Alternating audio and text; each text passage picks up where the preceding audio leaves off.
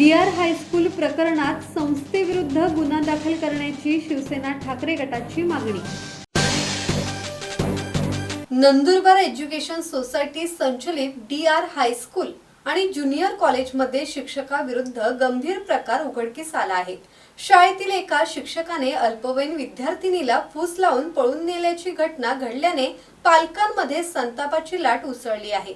या प्रकरणी शिक्षकाविरुद्ध नंदुरबार शहर पोलीस ठाण्यात गुन्हा दाखल करण्यात आला आहे। संबंधित शिक्षकाविरुद्ध यापूर्वीही तक्रारी करण्यात आल्या होत्या, मात्र शैक्षणिक संस्थेने याकडे गांभीर्याने पाहिले नाही। संस्थेच्या निष्क्रियतेमुळेच असे प्रकार घडतात, म्हणून नंदुरबार एज्युकेशन सोसायटी आणि तिच्या कार्यकारी मंडळावरही गुन्हा दाखल करावा अशी मागणी शिवसेना ठाकरे गटाचे जिल्हा प्रमुख पंडित माळी यांच्याकडून करण्यात आली आहे।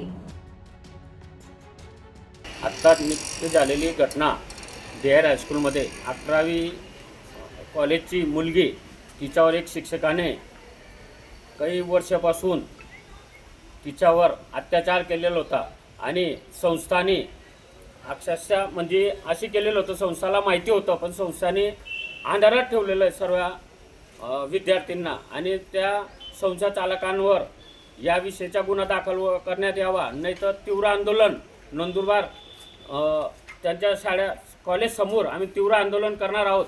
आणि नाही लक्ष घाललं पोलीस डिपार्टमेंटने तर याच्यापेक्षा मोठं तीव्र आंदोलन आम्ही तिथं तालाठोक करून त्या कॉलेजला निषेध करणार आहोत। सुरेश सुतार, संवाद मराठी लाईव्ह, नंदुरबार।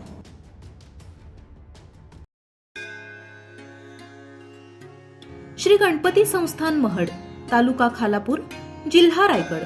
श्री वरद विनायकाच्या भक्तांसाठी भक्त निवासाची सोय, स्वच्छता आणि 24 तास गरम पाणी, CCTVची नजर।